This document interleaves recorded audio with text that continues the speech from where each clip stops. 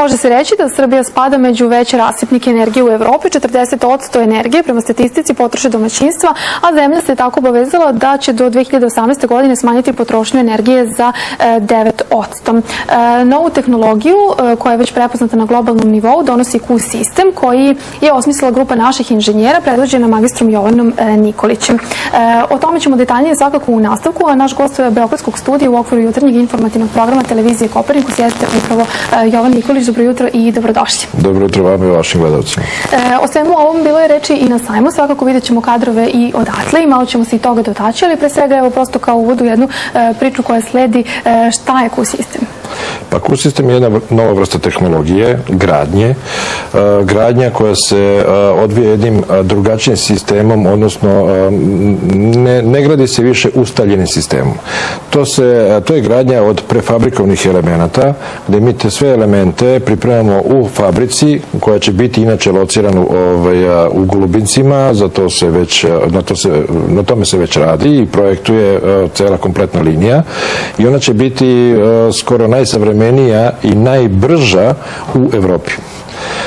Sistem gradnje je takav da ne može doći više do greške u gradnji. Gradi se sa visokom energetskom efikasnošću, gradi se sa takvim materijalima koji su seizmički izuzetno otporni i gradi se na takav način da su otporni na požar, na poplave, na uragane, tajfune i tako dalje. To je sada potpuno jedan originalan sistem i mi smo, evo, sve više i više dobijemo informacije da su možda čak najbolji na svetu, a ne samo u Evropi. Sad, naravno, pričat ćemo i o tome, još jednom samo da se zadržimo kratko tu. Pomenuli ste šta je inovativno i šta je originalno kada je ovaj sistem u pitanju. Ono što je možda građanima najvažnije jeste finansijski moment. Imali i neke veze i sa tim? Kako da ne, pa to je jako vođeno računa o tome, jer zašto graditi nešto ako je nešto neisplativo, jel?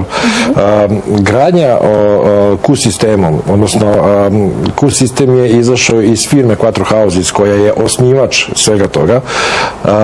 Jednostavno, nećete ovi, da kažemo, ajde, srednji slojevi ili možda malo niže od srednjih slojeva građani, neće više morati da išu kredite zimi da bi plaćali struju ili već ne znam šta za grejanje. S ovim sistemom to više nije potrebno, jer je to ušteda između 70 i 80%. Znate vi koliko je to na sadašnje račune uštedeti toliko novca? Pa projektovati par meseci ili nekoliko meseci, pola godine, pa tako svake godine ogromne su uštede. Pomenuli ste već da je ovaj sistem prepoznat u svetu, možda čak i kao najbolji, o tome svedoči nagrade koje je dobio. Jeste, dobili smo nagradu 2010. godine, 2010-2011. od instituta Lafarge Awards. Znači, to je institut u Lyonu koji svake godine organizuje nagradni konkurs za najbolje i najinovativnija rešenja po pitanju gradnje, naročito betonu, s obzirom da Lafarge je jedna od najvećih, ako ne i najveća fabrika cementa na svetu. Njihov institut je najjači, da kažemo, institut po meni na svetu. I između 1000 i 1200 radova iz cele Evrope, delom Rusije, stvarno dobiti takvu nagradu, prestižnu njihovu nagradu je zaista veliki uspeh za samu Srbiju, ne samo za nas. Ja sam ponosan što smo pre svega Srbi, svi mi Srbi smo stvorili tu tehnologiju i upravo zato je i krenula ta ideja da posle mnogo godina koja je zadesila Srbiju, sva situacija unazad 15-20 godina, Jugoslavija stara je bila prepoznatljiva u svetu po graditeljstvu. Mi želimo sada to da nastavimo, ali u okviru Srbije da stvarajući novi srpski brend. I mislim da smo na putu da stvorimo brend kompanije koje će ići sa nama svugde, kako ovde u Srbiji, tako svugde u svetu. Samim tim bit ćemo jako prepoznatljivi i ponovo vraćamo Srbiju na jedan dobar pijedestal u graditeljstvu.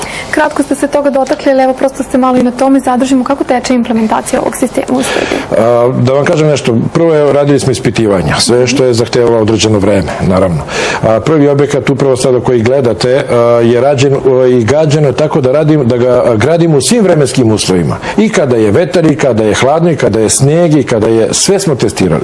Nakon izgradnje prvog objekta, da kažemo, ajde, test pilot objekta, radili smo snimanje termokamerama. Znači, ja mogu samo da kažem da su rezultati neverovatno dobri. Znači, čak i iznad naših očekivanja.